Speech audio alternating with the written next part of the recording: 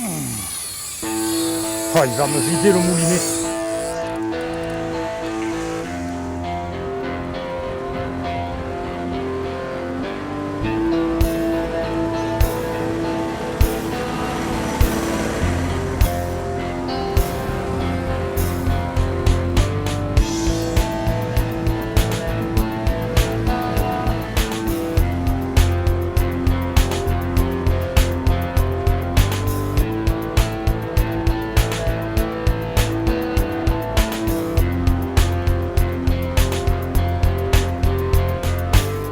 J'avais un pote qui pêchait et le jour il m'a dit viens me voir, tu vas voir, c'est passionnant, c'est plaisant.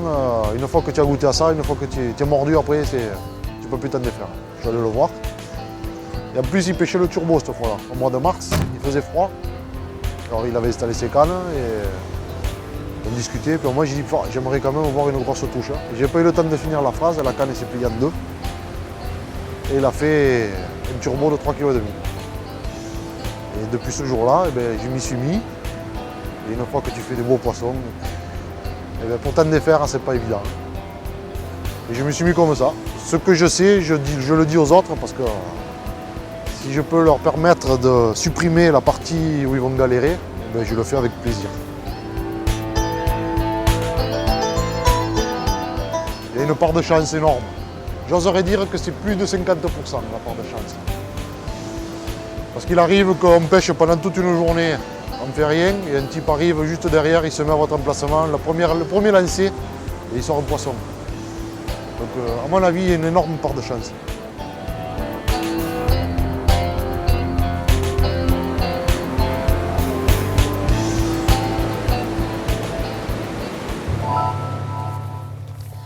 Moi, je suis né ici dans le Var, au pied de l'Estérel, pays de côtes déchiquetées par la mer où souffle le Mistral, de collines où chantent les cigales. Et tout gamin, je venais avec mon père et mon grand-père sur ces rivages. On était parfois de l'autre côté de l'Argent, là. J'avais 7-8 ans, en hiver, lorsque le vent d'est secoue la mer, lorsqu'il fait froid. Emmitouflé jusqu'aux oreilles, mon père m'amenait et a commencé à me faire partager cette pêche au loup et la dorade ensuite. Et avec mon grand-père, ils m'ont communiqué cette passion de la pêche, ce plaisir d'être dans la nature aux premières lueurs du jour. Moi, j'effectue un montage assez simple. Je suis passé, comme beaucoup de pêcheurs, par des techniques plus modernes qui sont efficaces, je ne les critique pas. Pour revenir en quelque sorte au montage des anciens ici en Provence, un bas de ligne avec mon hameçon, un émerillon solide qui empêche tout vrillage, une perle de protection pour éviter que le plomb, lorsqu'il descend, vienne briser le nœud, couper le fil, et puis mon olive. Aujourd'hui, la pêche, il ne faut pas se leurrer, c'est assez technique, le poisson évolue. Lui aussi finit par avoir la mémoire de l'heure qu'il l'a piqué ou d'un hameçon. Et aujourd'hui, on est obligé de toujours trouver des techniques beaucoup plus élaborées pour pouvoir le piéger. C'est un hameçon qui a une forme particulière. Il a été étudié par ordinateur et c'est un hameçon que le poisson ne peut pratiquement pas recracher.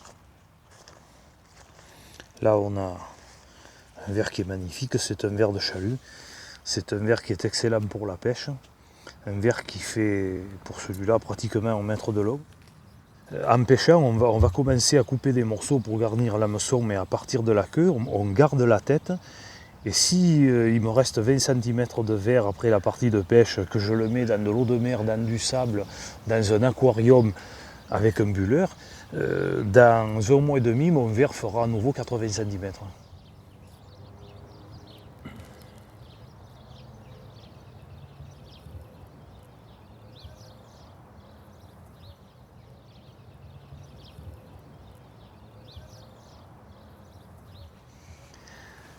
Le but dans cette pêche, c'est pas non plus d'attraper une vingtaine de dorades. Il suffit d'en faire 1 ou 2, c'est déjà une partie de pêche réussie. Mais on a tous espoir dans cette pêche-là de piquer un jour le poisson de sa vie, une dorade royale, la belle aux sourcils d'or qui rôde là depuis longtemps et qui atteindrait ne serait-ce que ses 4 ou 5 kilos, avoir le plaisir de la travailler au bout de la canne pendant une bonne demi-heure. Ça, c'est l'espoir de tous les pêcheurs de surf casting, tous les gens qui pratiquent cette pêche. C'est un poisson pour lequel j'ai une fascination. C'est un poisson, lorsqu'on l'a au bout de la canne, qui tire en permanence. Et tant qu'on ne l'a pas sortie, on n'est jamais sûr de la voir. Lorsqu'elle arrive tout près du bord, parfois contre le tombant de sable, alors là, il faut s'éloigner, ne pas se montrer, parce que si elle vous voit, elle se déchaîne. C'est un poisson qui en plus lutte jusqu'au dernier moment, et avec la dorade, on n'est jamais à l'abri d'une surprise. Il faut toujours se méfier tant qu'elle n'est pas hors de l'eau. Voilà, un plomb de 125 grammes. Comme il rentre dans le sol, je l'ai rentré de 3/4.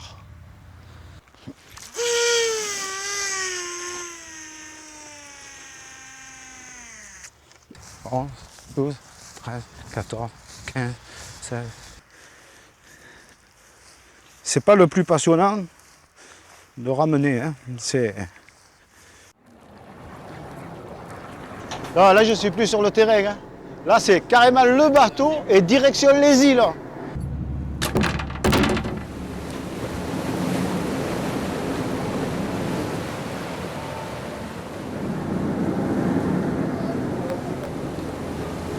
C'est l'expédition. C'est une vraie expédition. Je le sais, des fois, on va sur les, quand je suis dans le Var, des fois je vais à l'île de Porquerolles. C'est pareil, c'est une vraie expédition. À part que là-bas, on n'a pas le droit de bivouaquer, pas de tente, rien. Donc, il faut choisir le bon jour, quoi. Alors, pas de vent, pas de pluie. Donc ici, même s'il pleut, on a la tente, on peut se mettre à l'abri, et puis voilà. Mais c'est vraiment une expédition pour attraper du poisson. Avec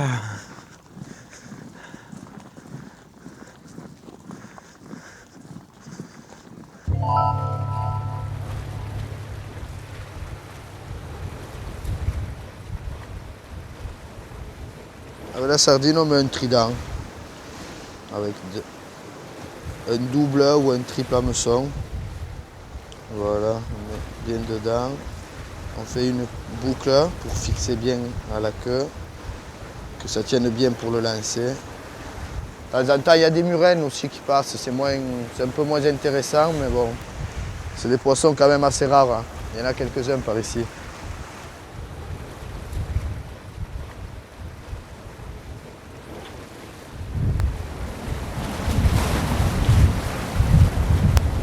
En général, elles aiment bien les crabes, hein. Ça par contre, c'est quand même quasiment exclusivement pour les dorades, des appâts comme ça par ici. Que ce soit des moules, des crabes, elles arrivent très très facilement à les manger.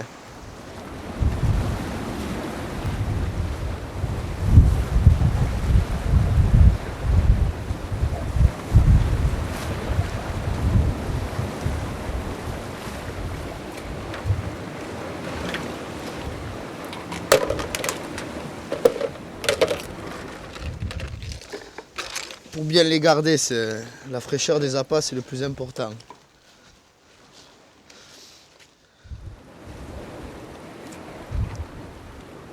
Là, on a un bel appât aussi, c'est les grosses coques. C'est pas mauvais pour les dorades, hein. Il y a un petit peu tous les poissons qui y mordent, hein. C'est un très bon coquillage, hein.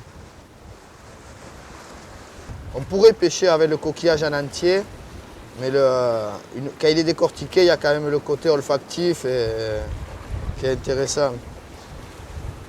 Ce sont les coquillages comme ça, c'est assez iodé, c'est des appâts qui sentent assez fort dans l'eau. Donc il y a quand même un intérêt de les décortiquer un peu. Et là au bout, je fixe un petit peu de fil élastique pour bien le fixer, qu'on puisse lancer sans problème. Ça fait quand même un bel appât. Une fois posé sur les hameçons, voilà comment il est présenté dans l'eau pour les poissons. Ça fait une belle bouchée quand même.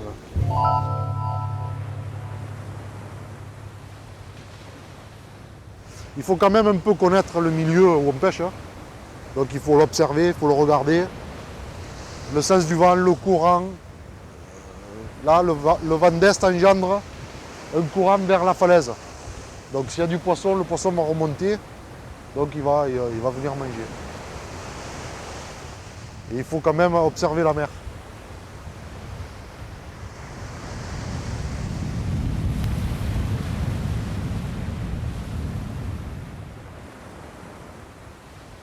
Et bien, le couteau frais, quand il est frais comme ça, tout le mange.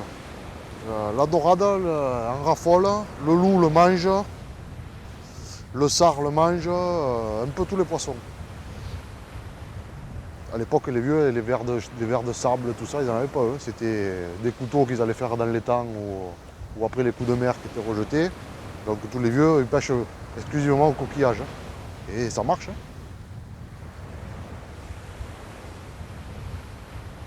Et on ligature le couteau pour pas qu'il s'en aille.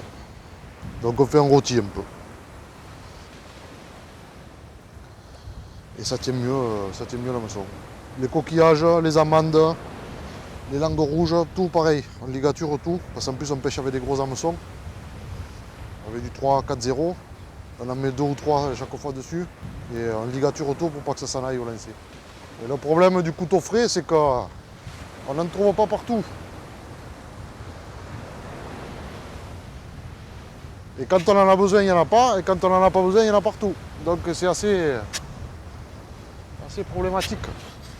C'est pour ça que quand il y en a, il faut en profiter.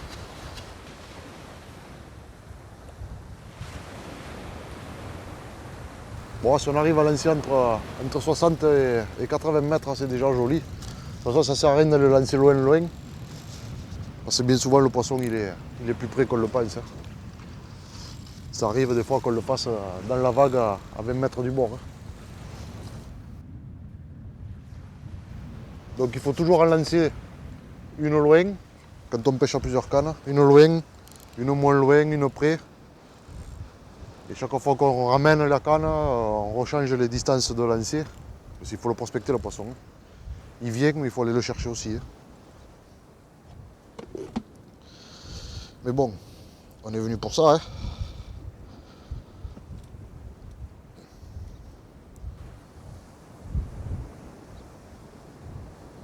Alors là, pour le ver de sable, s'il n'y a pas d'aiguille, c'est impossible à mettre. Donc là, il faut être patient, le faire rentrer comme il faut.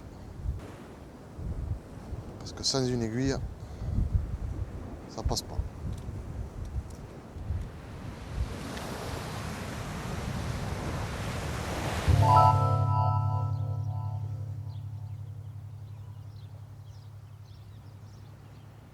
Le tout, le bibi, c'est de ne pas le vider. C'est plus facile à dire qu'à faire parce qu'il se vide facilement. Mais c'est vrai qu'un bibi comme ça, pas vidé, qui bouge bien sur le fond, c'est attractif, il n'y a aucun problème. Le bibi est intéressant parce que les petits poissons souvent ne le touchent pas et ça sélectionne quand même des beaux poissons. Des loups, des belles dorades. On peut prendre une belle ombrine aussi comme... Il n'y a pas de souci à se faire, on a toutes les chances que la pâle intéresse. Le fil le traverse, j'ai placé un petit stop flotte sur mon fil pour éviter qu'il remonte le long du fil, que l'hameçon sorte du verre et que donc il soit inopérant. Et il continue à bouger, alors imaginez un verre comme ça qui bouge sur le fond, c'est un appât à poisson, c'est incontestable.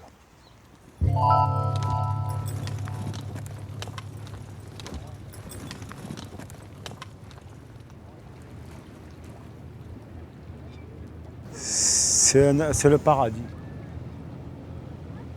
Il faut pêcher dans les taches vertes. C'est pour ça qu'arriver de jour, ça permet un peu de se diriger la nuit. Il faut choisir un endroit où il y a des petits bateaux, parce qu'eux, ils ne vont pas rester s'ils n'ont pas de cabine.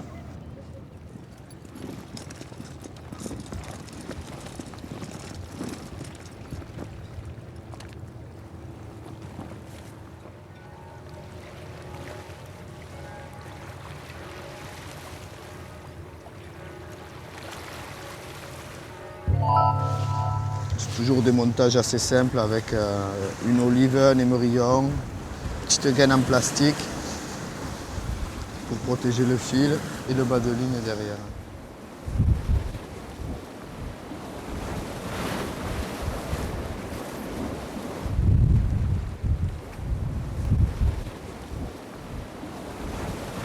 D'habitude, je me mets un peu à la pointe sur le rocher, mais quand la mer tape comme ça, c'est pas trop risqué, mais il y a des vagues, il n'y en a pas beaucoup, mais de temps en temps, il y a une vague qui passe par-dessus et qui fait voltiger les cannes.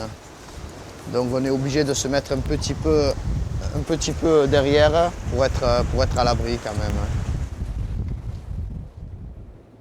Ouais, à chaque fois, c'est vrai, c'est toujours à peu près pareil. Il faut bien lancer, bien retendre, laisser descendre le plomb et surtout reprendre tout le fil qui a été emporté par le vent, quoi. C'est indispensable pour avoir le fil tendu et pour voir les touches. Il faut y aller petit à petit. Petit à petit, il y a le plomb qui se cale au fond et on récupère tout doucement, sans tirer sur le plomb, on récupère la vingtaine de mètres de fil qui est détendu. La moindre erreur se paye de suite, quoi. Ça se paye cash. Le moindre moulinet un peu trop serré.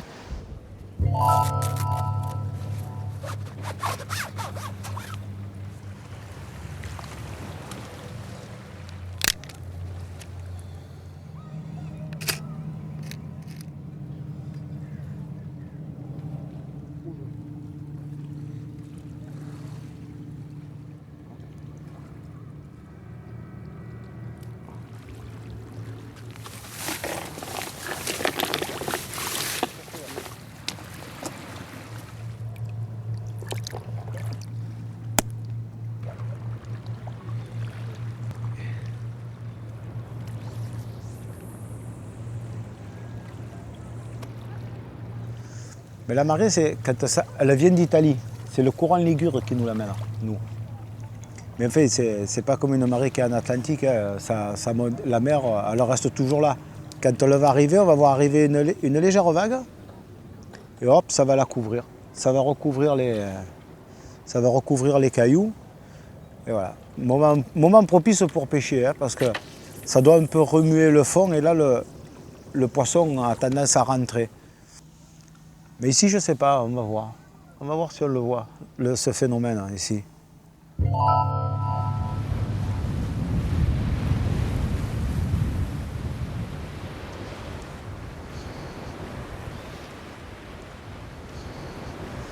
Il y a un banc de sable là-bas, il y a une tache un peu plus claire. Les vagues marquent.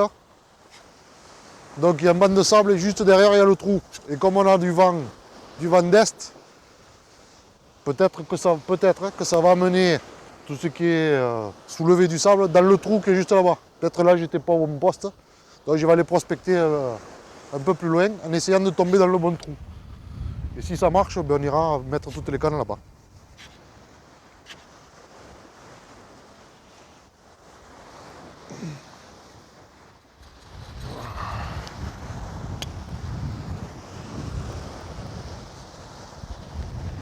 Et en plus à cet endroit-là, il y a des rejets.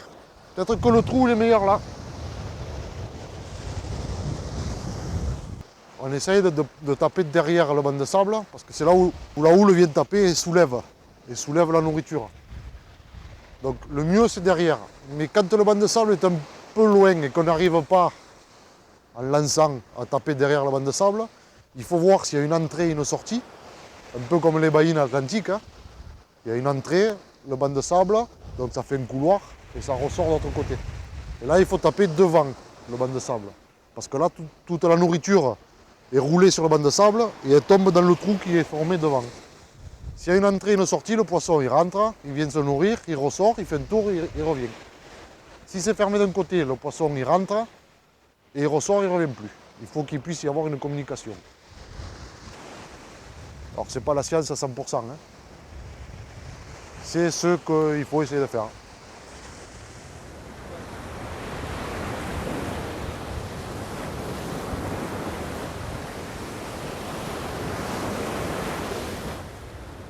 Ici, on a donc un banc de sable qui est là devant, comme ça. Et puis, on a une passe avec un autre banc de sable qui part assez loin comme ça, vers Saint-Égufe. Et là, on a l'embouchure de l'Argent. Donc il est certain que les endroits où il faut pêcher, c'est là, devant le banc de sable, ou alors lancer suffisamment loin pour être dans le trou carrément devant. Mais l'idéal, c'est d'être ici, et c'est d'être dans la passe, et là, contre le banc de sable.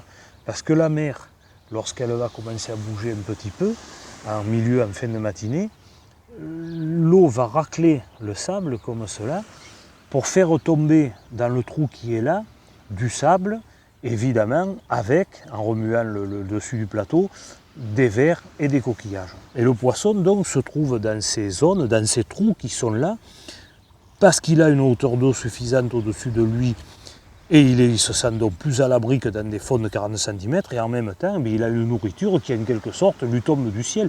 Ça tombe directement dans le trou et ils n'ont qu'à manger. À l'œil, et surtout avec des lunettes de soleil ou polarisantes, là on distingue très très bien les bancs de sable et les trous. Alors il est certain qu'au niveau du banc de sable, eh bien, la mer est beaucoup plus claire, et au plus il y a de fond, au plus la mer devient bleue, devient sombre. Et on repère comme cela les bancs et les trous.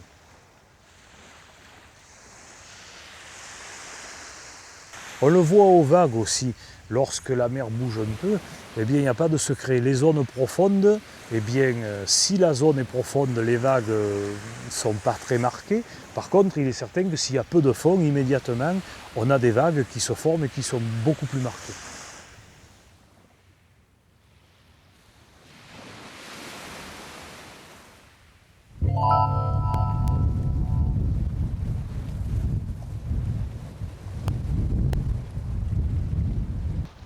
Celui-là, je crois qu'on va le mettre peut-être à la place de la sardine s'il est vivant. Il est tout rayé là. Ou il s'est caché dans les cailloux, mais bon, ou il s'est peut-être fait mordre par un poisson déjà.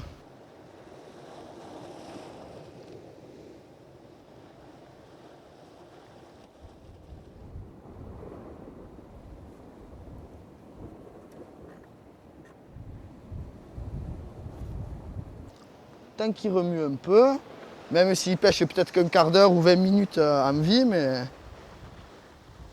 ça sera un quart d'heure ou 20 minutes où ça peut être intéressant pour nous. Il ne faut pas finir de le tuer quand même, ça serait pas bon. Voilà. Et là, il est prêt à affronter les grands prédateurs. Quand on lance un vif, on ne peut pas vraiment envoyer trop loin. Mais il est pas trop mal. Il y a la pointe de rocher, il doit être juste à côté.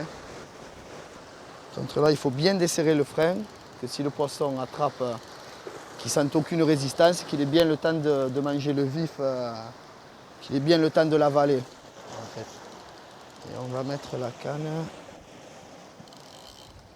par là.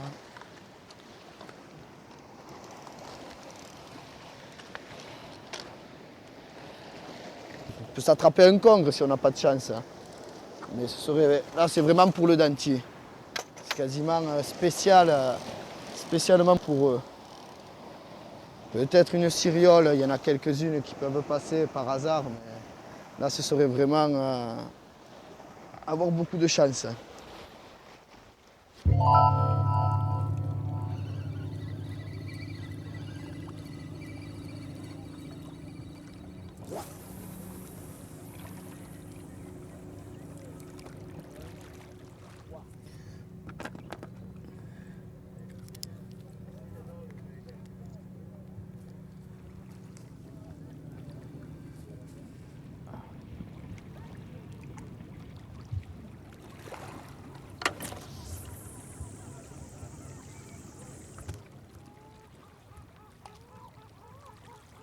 Il y a quelque chose qui me dépasse là, parce que 6 cannes à l'eau et pas faire un poisson, c'est quelque chose qui...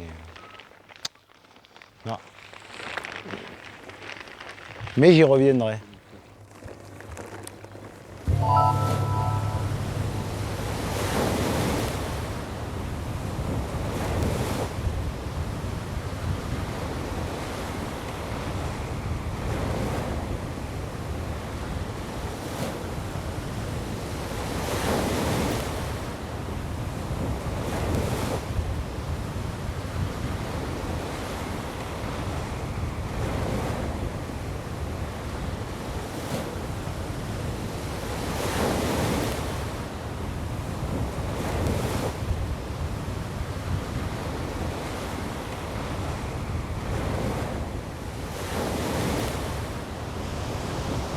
la pêche de nuit on ne voit rien, on ne sait pas ce qui se passe, et d'un coup la canne plie, et là, même si on est un peu endormi, on se réveille vite et on court pour aller récupérer la canne. Quand les lumières se mettent à danser, quand ça se met à bouger, c'est un beau spectacle. Il faut y croire, toujours y croire.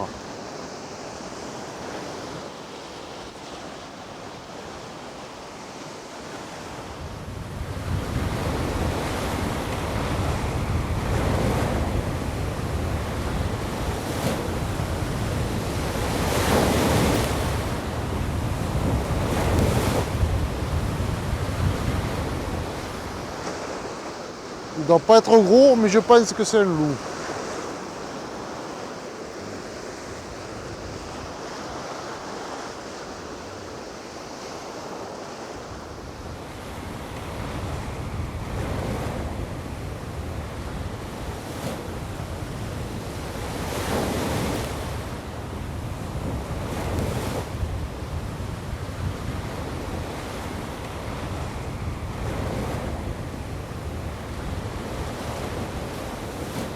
Voilà ce pourquoi on était venu. Voilà, juste pris sur le bord. Ah, c'est un joli petit loup. Hein?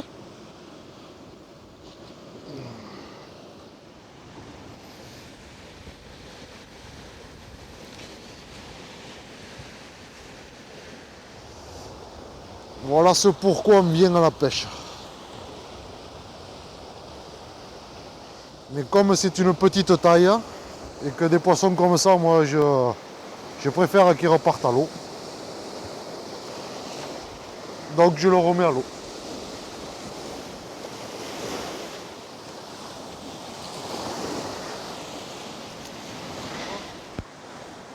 Tout ce qui est en dessous du kilo, je le remets à l'eau.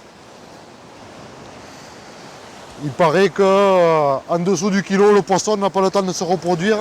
On ne sait jamais ce qui va sortir. Si c'est gros, petit. Voilà, c'était pas un énorme, mais c'était un loup. Donc content de l'avoir fait, content de l'avoir sorti et content de l'avoir remis à l'eau.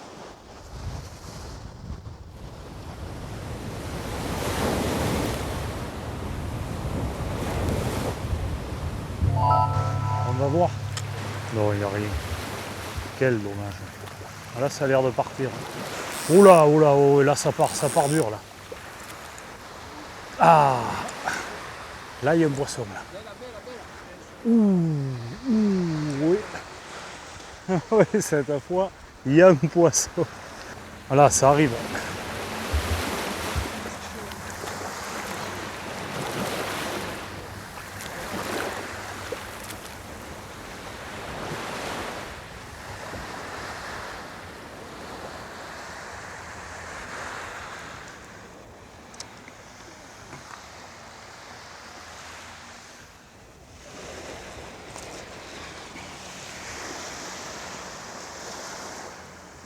Elle n'est pas piquée profondément. Hein. Regardez, elle est juste accrochée. Une belle petite dorade. On voit bien la gueule pavée là. Regardez les dents qu'il y a sur le bord des lèvres. Donc on imagine une dorade bien plus grosse, une dorade de 3-4 kg, ça a déjà des ratounes assez conséquentes. On comprend pourquoi quand on voit la gueule comme ça que les hameçons ont du mal à rentrer. Hein.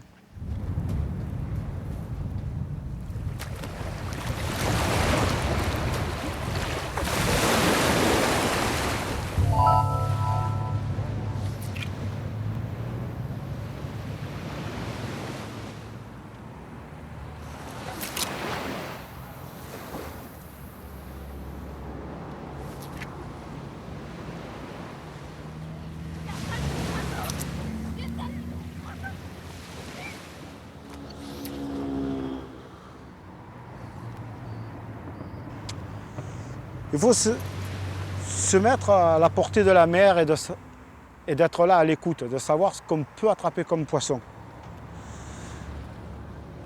Ouais, j'ai toujours plus ou moins péfouillé comme diraient les autres. Et du jour au lendemain, eh ben, quand je suis arrivé dans la région, quand j'étais sur Toulon, je pêchais pour moi, pour mon propre compte, comme ça, quoi. Mais sinon, quand je suis arrivé dans la région, je me suis fait des copains, ils étaient dans des clubs, ceci et cela. Ils m'ont dit, ouais, viens pêcher, l'ambiance elle est sympa. Et je me suis mis au surf comme ça. Et après, l'année d'après, j'ai commencé à faire des compétitions. Voilà, ça m'est venu comme ça, mais j'ai toujours plus ou moins pêché.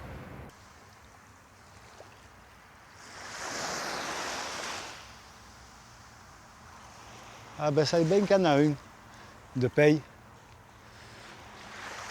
Ah, ça ferait plaisir, hein.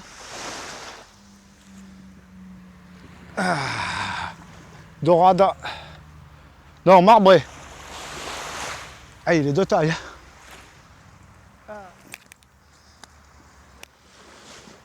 Oh, ça, tiens.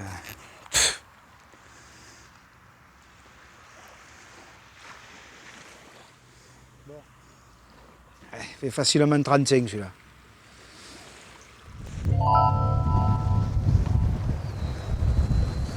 Accroché.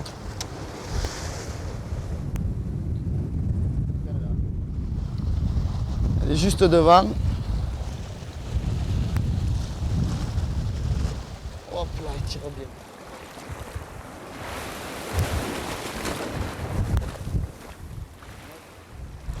Elle veut aller au fond.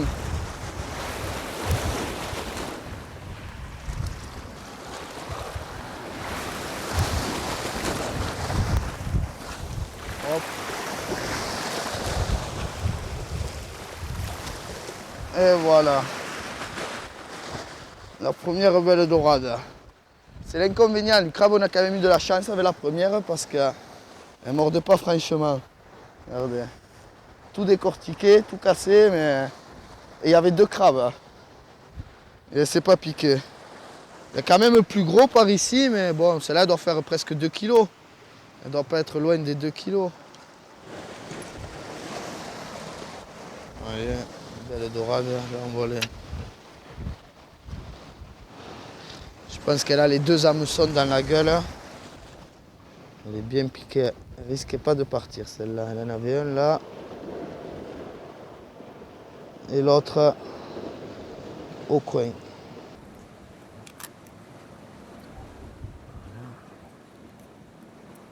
voilà, et là on voit la barre sur les yeux. La barre dorée. Et sur les côtés. Une belle nageoire. Elle a dû bien manger celle-là.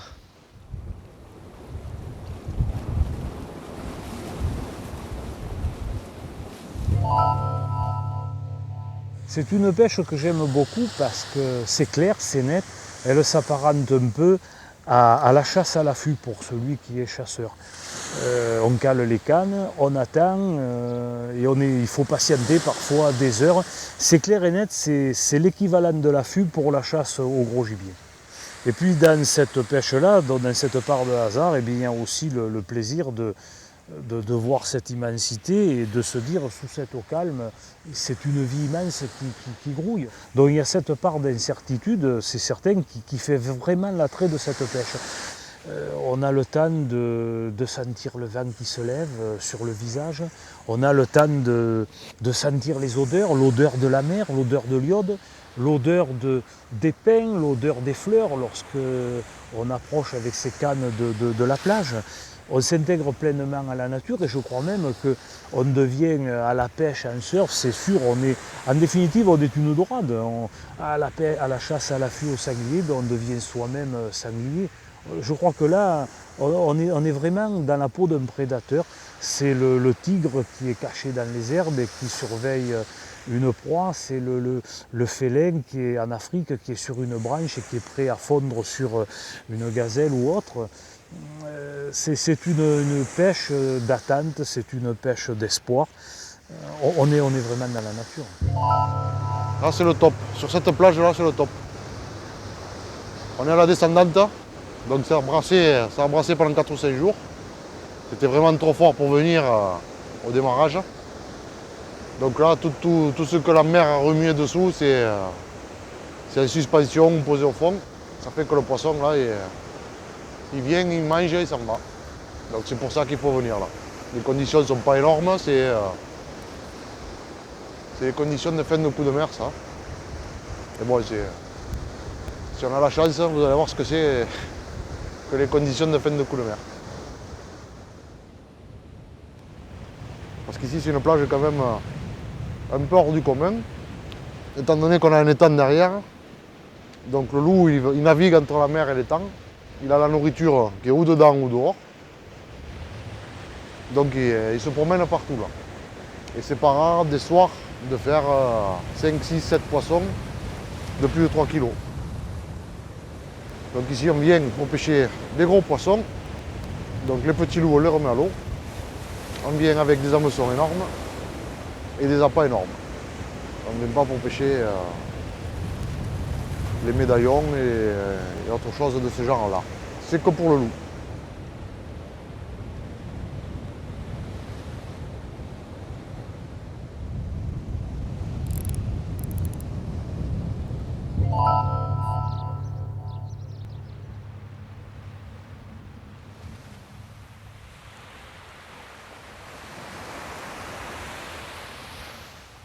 C'est sûr que l'idéal pour nous, envoyer, ça serait d'envoyer là-bas contre notre bande de sable, là-bas loin, dans le trou, quoi. Mais moi, je sais que les autres années, il n'y avait pas ce bande de sable, il n'y avait pas ça, et il y avait une petite barre en travers par là, environ 120 mètres. Et moi, j'envoyais pas très loin de la barre, là, en me mettant ici. Et là, c'était bon à tous les coups, hein. J'étais jamais bordouille. Hein. Il y a peut-être 3-4 ans, juste devant là, il y avait de la roche, il y avait des petits blocs, tout ça, il y avait des moules dessous, tout ça, etc. C'est pour ça. Et bien il n'y a plus rien là. Ah oui, Il y a plus c'est ça. recouvert. Maintenant c'est que du sable. Et ça, c'était excellent. Moi, quand j'envoyais devant ce truc, contre ce truc, et c'est là que les dorades, elles venaient.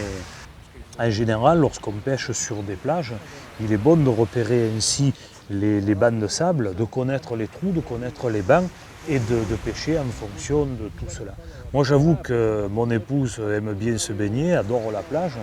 Moi, si j'aime la mer, je ne suis pas un fou de la baignade, mais il m'arrive parfois l'été de venir là, avec masque et palme, et de nager pendant 2-3 heures. Les gens vont se demander ce que je fais.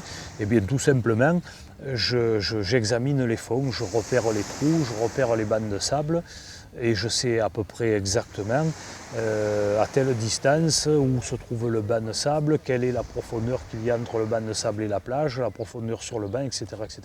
Et je crois que la pêche en surfcasting, la pêche sur la plage, commence avant tout par une bonne connaissance des fonds et du secteur sur lequel on va opérer. Ça, c'est très très important.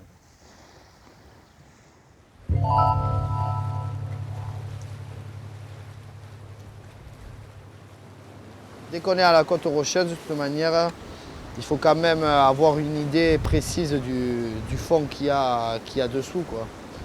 Parce qu'il faut trouver les endroits un peu sablonneux. Et c'est sûr que c'est un endroit, j'ai plongé un peu, j'y venais l'été. C'est comme ça que je me suis dit que ça pouvait être... c'est en voyant le fond que je me suis dit que ça devait être bon pour la pêche.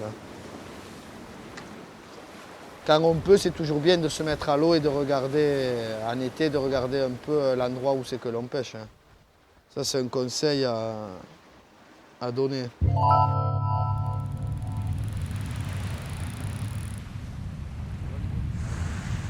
On dit que la dorade est très méfiante. A priori, c'est pas qu'elle est vraiment méfiante.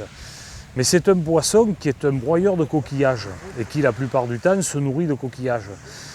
C'est un poisson qui a l'habitude de saisir une moule, par exemple, de remonter un peu par rapport au fond avec, de la broyer, de la lâcher.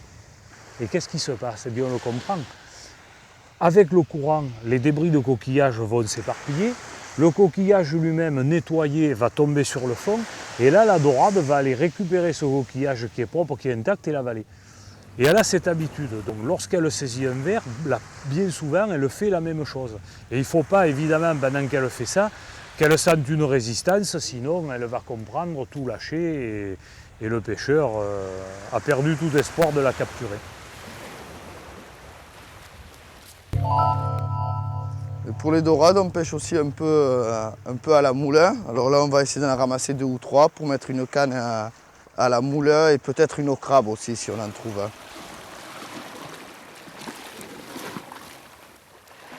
Bon, les moules, ça reste toujours, c'est toujours à peu près pareil. Mais vaut mieux les ramasser fraîches à la rigueur que les ramener la veille de la maison. C'est toujours mieux de les prendre sur place. Hein. Ces appâts qui tiennent bien, vu qu'il y a la coquille, c'est vraiment que les grosses dorades qui peuvent s'y attaquer à des appâts comme ça.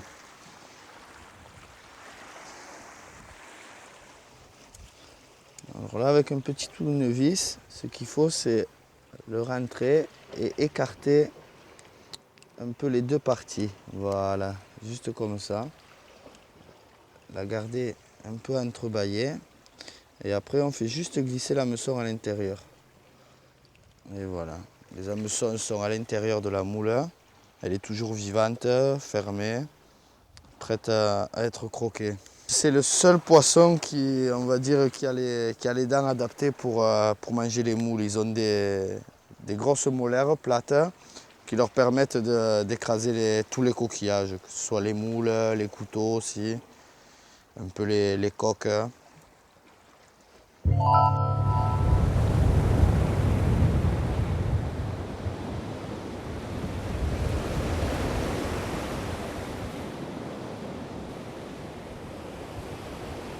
Ah, c'est le paradis. Le paradis sur terre. Robinson Crusoe. Personne aux alentours. Je pense que ça brasse dessous. Maintenant, est-ce que c'est fort, est-ce que c'est pas fort? Il y a de l'herbe, est-ce que ça gêne le poisson? Je ne sais pas. Bien que là, ça a l'air de s'être calmé un peu.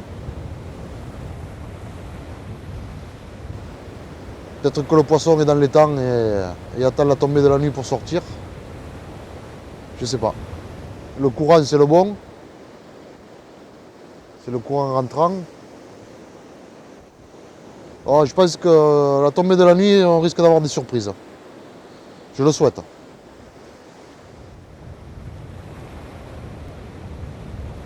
Pour les pêcheurs de surf, je pense que c'est le poisson mythique. Hein.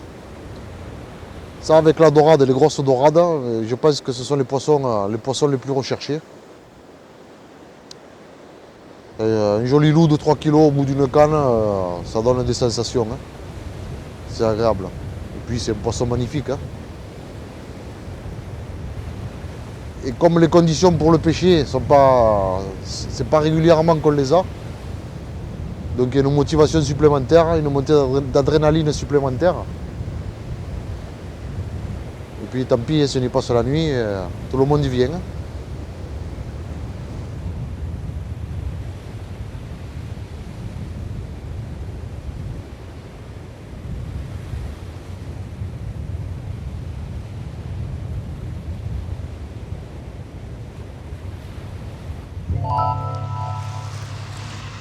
Parce que là, c'est... Elle touche, mais elle n'a pas dû vouloir se piquer. Une bugue avec ça alors. Putain, ça y est, il y a ça. Là, ce soir, on ne s'en sort pas, c'est ça. Ça, c'est les bugs, ce qu'on a, bugs, bogues, tout ce qu'on veut, quoi. Ça, voilà, ça, c'est les poissons de concours. Poissons de concours, ça. Dans 10 minutes, même si j'ai pas de touche, je vais remonter les cannes, parce que s'il y a ces bugs, les appâts, ils sont morts. Ils se mettent autour de l'hameçon et ils te dépiotent. Ils te dépiotent. Ils te laissent tout propre. Le fil, l'hameçon. Tu ne restes plus qu'à recommencer.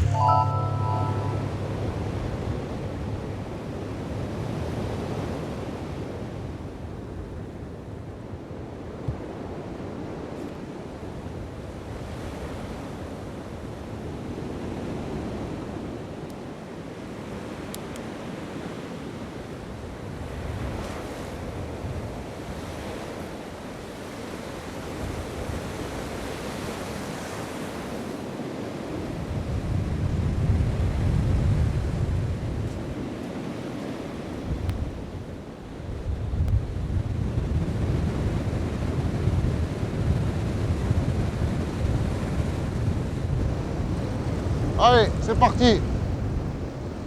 Il y en a un au bout.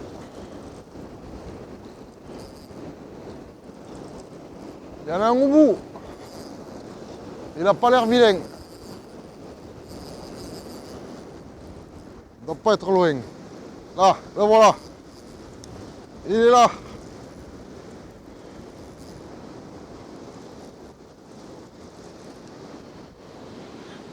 Voilà pourquoi on vient passer des nuits blanches. Pour ça.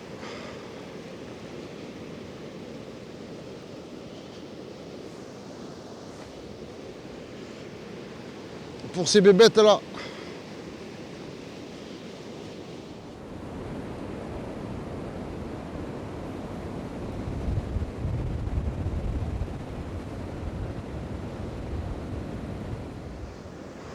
Voilà. On vient pour ces poissons.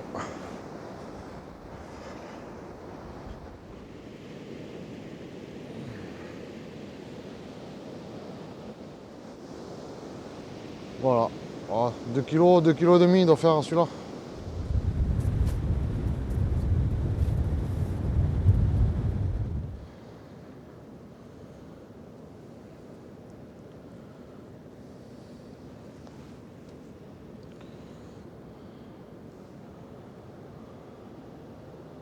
Voilà, 2 kilos.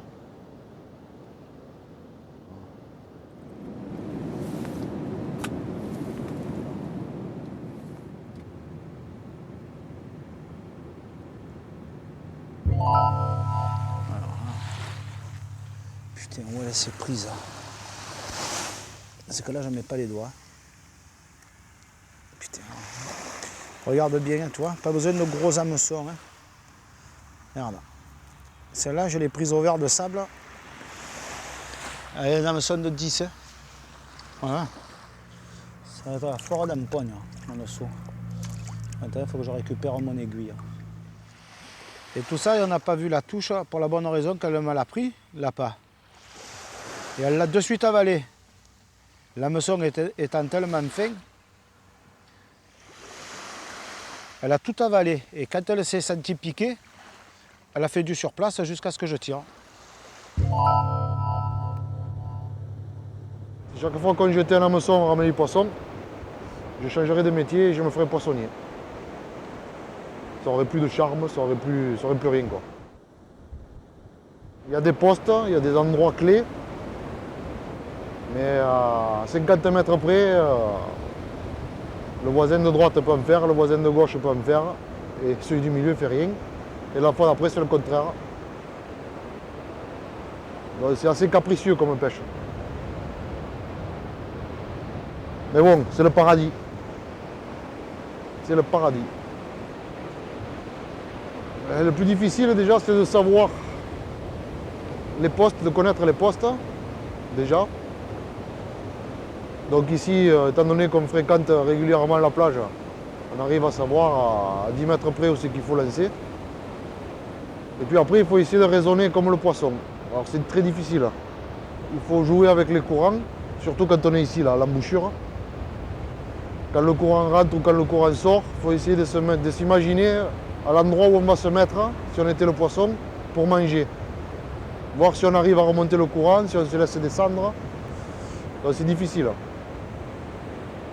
Donc eh bien, on pense, on réfléchit et on essaye d'analyser la chose. Et des fois on analyse bien et des fois on analyse mal.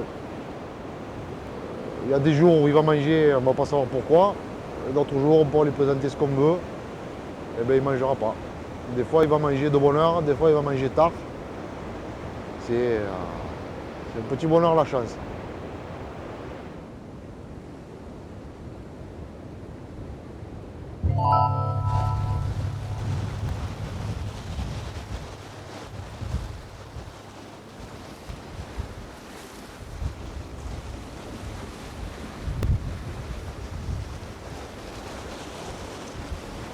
Ah ben, un sard.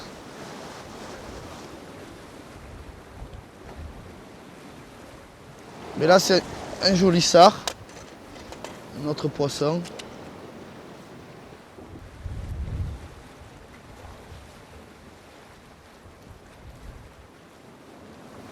Voilà, là, on voit bien les rayures du sard.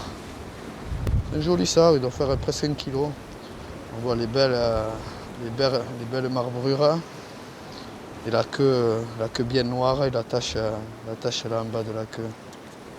C'est quand même des beaux poissons.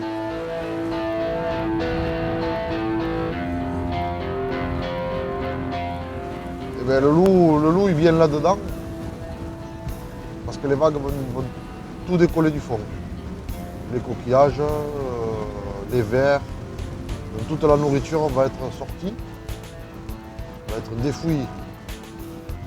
Et là il va venir, il n'aura pas à se casser la tête, il va venir et puis il se nourrit, il mange. Il n'aura pas besoin de chasser les poissons, il n'aura pas besoin de se creuser la tête, de calculer, il va venir. Et il va manger tout ce qui sera ou en suspension dans l'eau ou posé au fond. Alors là, on va attaquer en plus la période où il va venir se nourrir. Parce qu'il va aller se reproduire, donc il faut qu'il fabrique de la graisse, qu'il prenne des forces, parce qu'après, pendant un moment, il ne va plus manger. En période de reproduction, il ne se nourrit plus, donc il vient se gaver là. Il vient manger tout ce qu'il peut manger, il l'avale, en prévision justement de ça, de la reproduction. Donc là, on arrive dans la bonne période. Fin octobre, novembre, décembre, c'est le meilleur moment pour ça. Après, on peut venir continuer à pêcher, mais le problème, c'est qu'on va faire des femelles pleines d'œufs. Et si on commence à taper des femelles pleines d'œufs, la reproduction ne se fait plus et le poisson est en diminution. Donc c'est pour ça que moi je m'interdis personnellement de venir pêcher en période de reproduction. Ça ne sert à rien. Et si je viens sortir les reproducteurs de la mer, mon fils, si un jour il vient à la pêche, ben, il n'aura plus rien à pêcher.